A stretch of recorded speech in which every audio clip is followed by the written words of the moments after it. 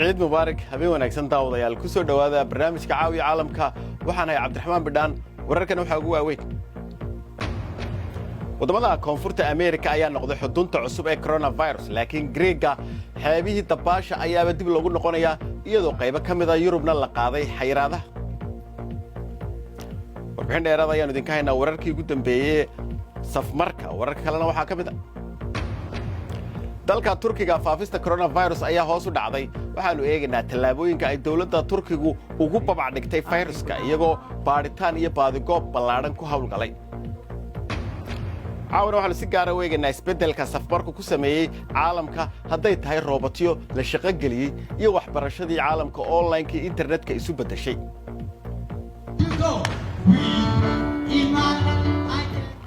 dalka Kenya waalidiinta ayaa hal abuur cusub la yimi si ay caruurtooda u maaweeliyaan waqtiga lagu jiro xayiraadaha safmarka kala soco BBC News Somali Television-ka raadiyaha online-ka iyo baraha bulshada halkani waa BBC London caawiya caalamka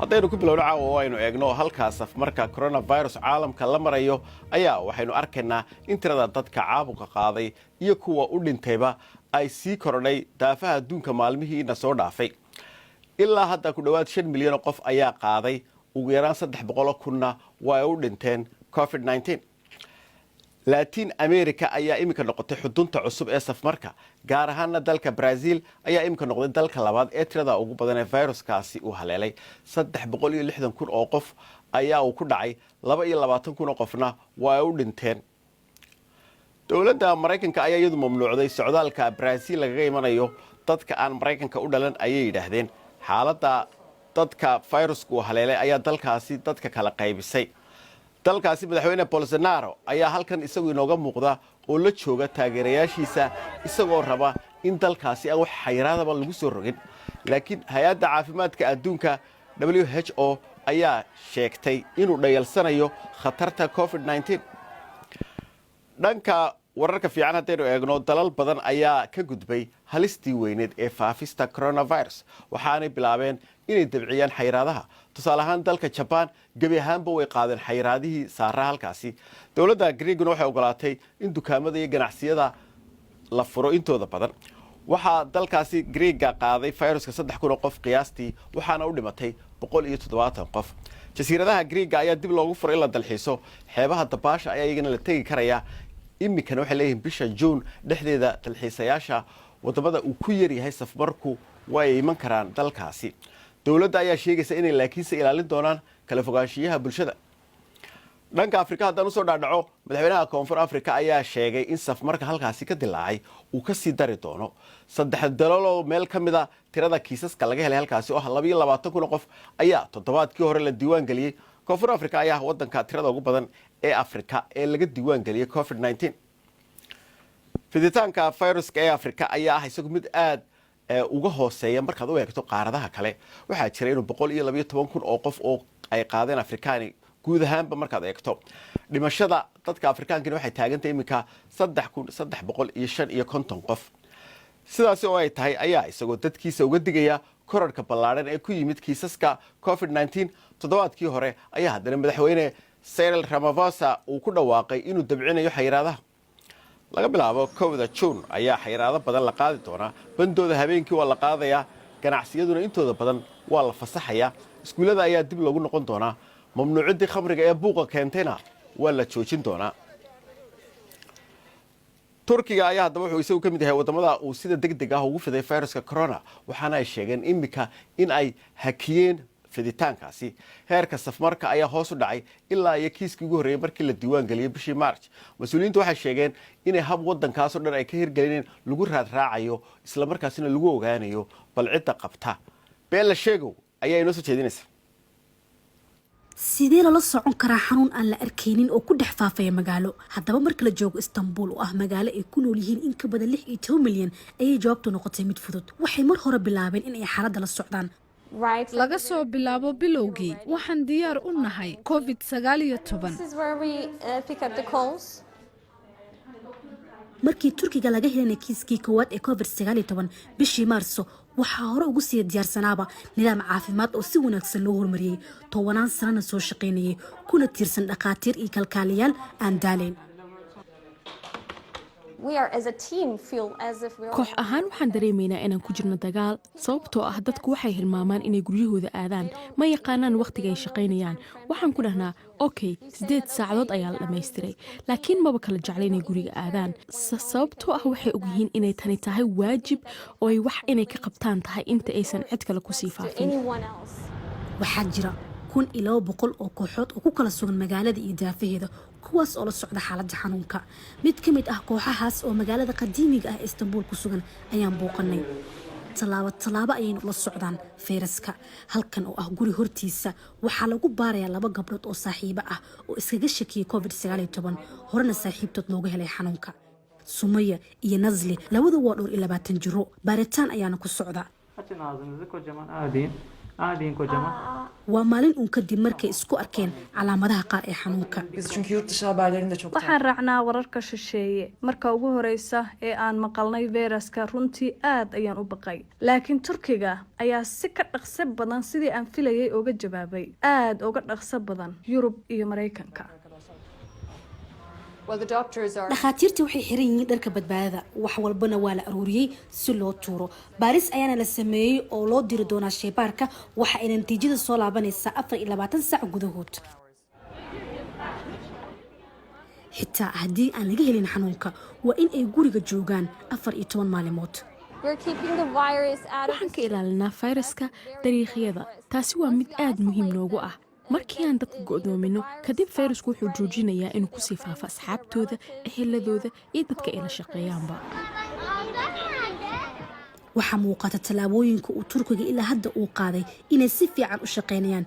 waxaa intaas sii dheer baaritaano xayiraado iyo bandow ay ku xakameynayaan xanuunka. tirada rasmiga ah ee dhimashada aad ayay u hooseysaa qiyaastii 4340 ayaa dhimatay. khubarada ayaa sheegay in dowladda Turkiga ay u suurta gashay in ay dadkooda ka badbaadiyaan masiibo weyn.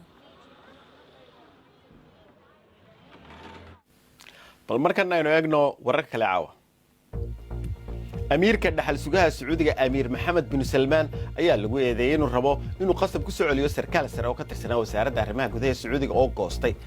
Saad Al-Jabiri ayaa waxa uu hore u ahaa xiriiriyaha dhexmaraha ka ah xiriirka sirdoonada reer galbeedka iyo Sacuudiga intaan baxsan. waxaa la sheegayaa in labadiisii carruur ahayd madax furasho loo haysto si uu Sacuudiga dib ugu soo noqdo.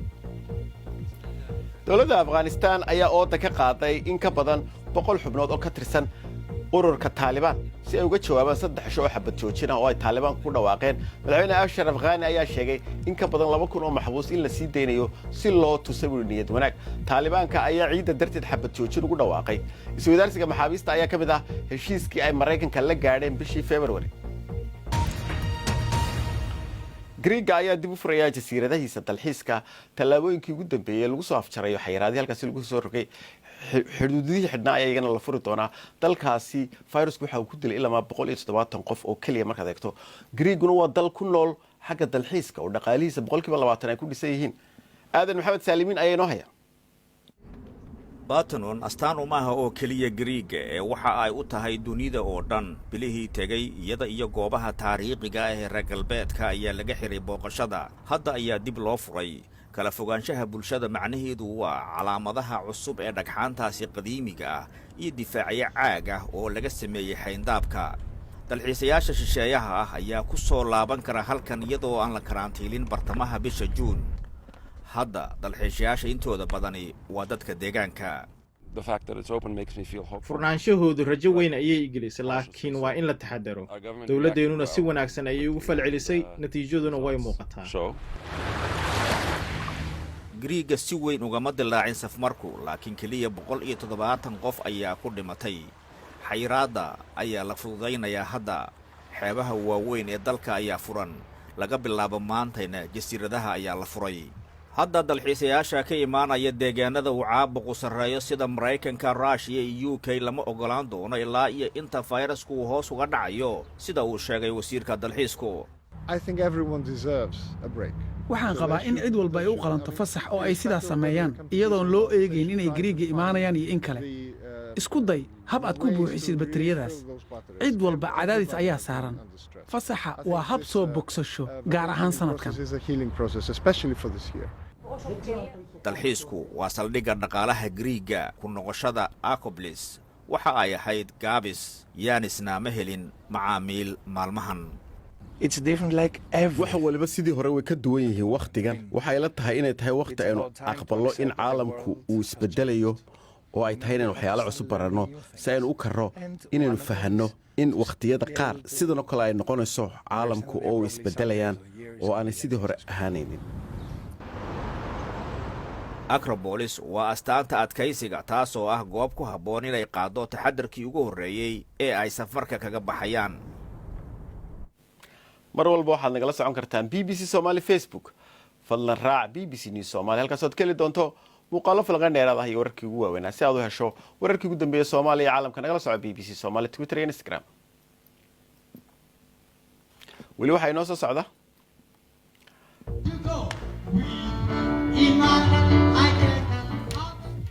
dalka Kenya carruurtii iyo waalidiintii ayaa guryaha la isugu xareeyay marka waalidiintii ayaa halabuur la yimid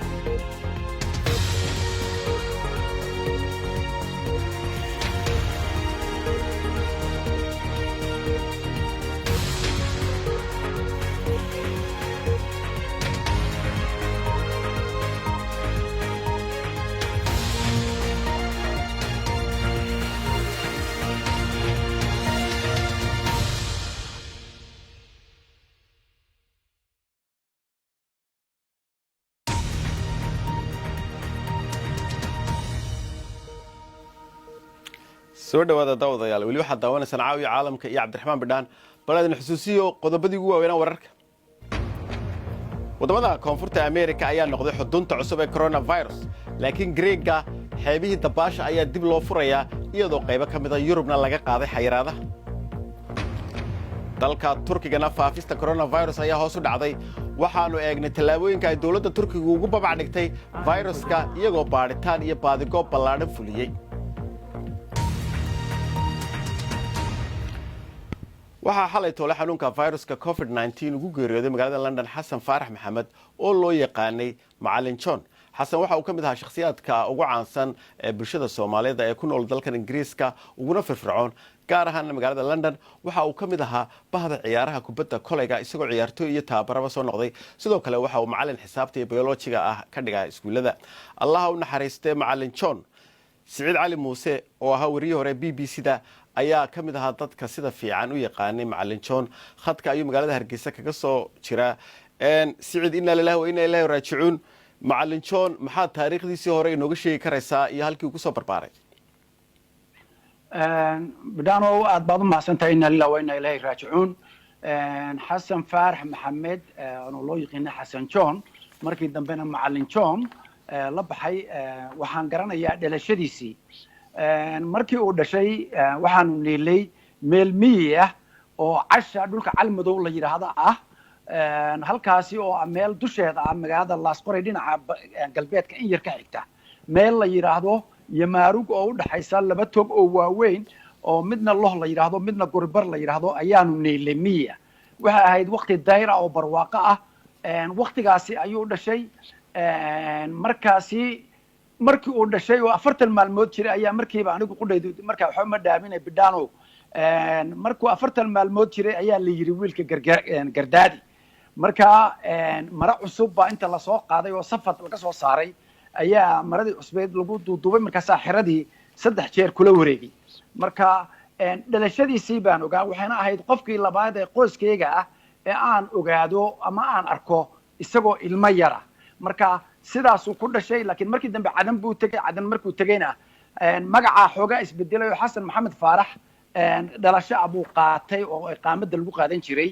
laakiin magacaasaana u hirgalay oo markii dambe to. laakiin aabihii faarax sigaar baa la oran jiray ama faarax maxamed cabdalla sugulle.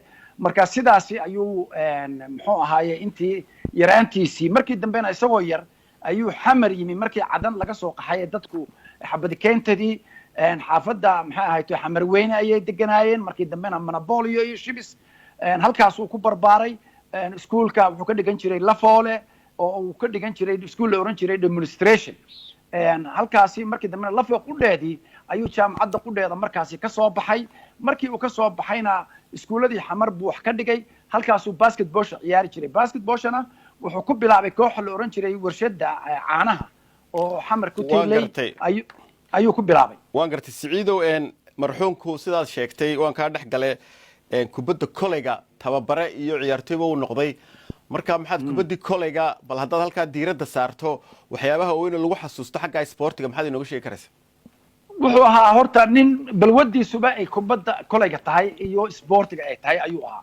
wuu ka duwanaa ciyaartooy fara badan aad ugaga duwanaataa.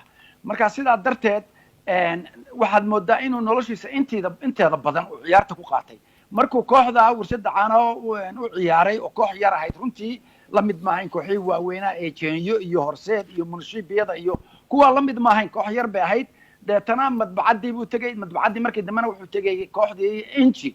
halkaasi oo tababare ka noqday. tababarihii buu markaa waxaad moodaa inuu ciyaartooynimadii soo koobay oo inteeda badan noloshiisa uu ku qaatayba inuu tababare noqdo. marka tababaranimada ayaan ahayd tii ugu weynayd ee uu qaato oo markaasi kaga shaqeeyo.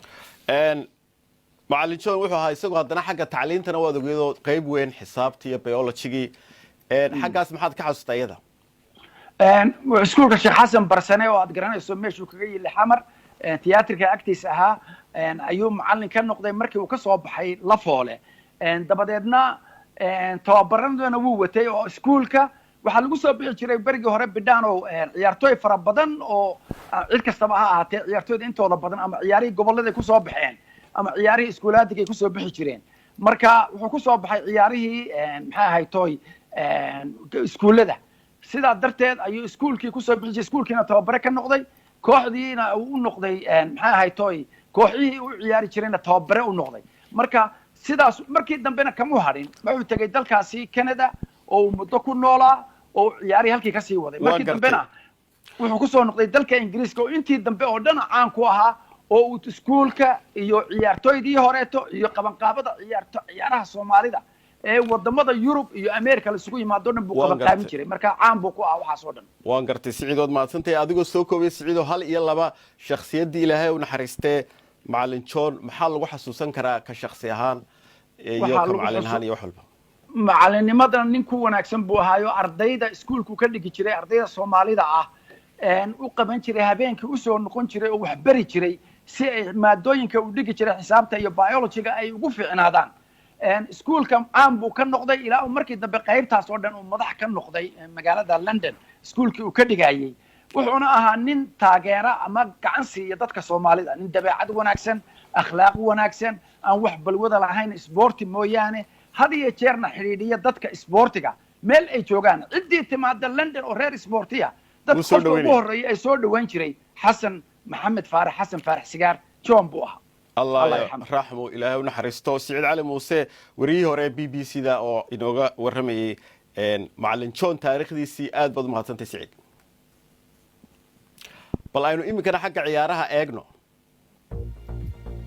وريالكا تشرمالك إيكو بدا عقد إي بوندسليغا عيارتوغا تيما ويرنر أيا صدح قول أودران دوري أوداليي RB ليبسيك أو مينس كوتشيري شان إيهال guushan ayaa u suurta gelisay inay Leipzig ku ruqaansadaan kaalinta saddexaad ee horyaalka dhanka kalena cadaadiska ayaa ku kordhaya tababaraha Schalke David Wagner kadib markii ay 3-0 Augsburg ku garaacday wax guul ah afka may saarin kooxdiisu sagaalkii ciyaarood ee ugu dambeeyay laba jeer ayuun baabay gool dhaliyeen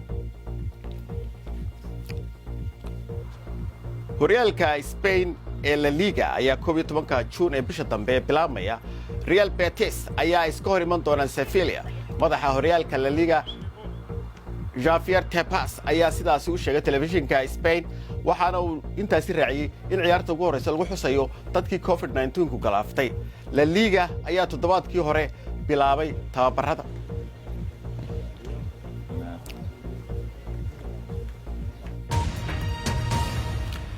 mushkiladaha uu keentay xayiraadaha ee COVID-19 waxa kamid ah in caalamka badankiisa iskuuladii la xidhay sidaas oo ay tahay ayaa waalidiintii iyo ubadkoodii ay guryihii ku kulmeen taasina waxay keentay in waalidiin badan ay ku noqotay wax cusub in dhammaan caruurtooda ay guriga wada joogaan taas oo keentay inay raadiyaan bal sidii ay u maaweelin lahaayeen oo ay caruurtoodaasi wax uga qaban lahayn waalidiinta qaar ayaa baraha bulshada galay oo ka cabanayay laakiinse dalka Kenya xaafad ku taala magaalada Nairobi ayaa isu timi oo xal u heshay Kawsar Maxamed Indo ayaa inoo haysay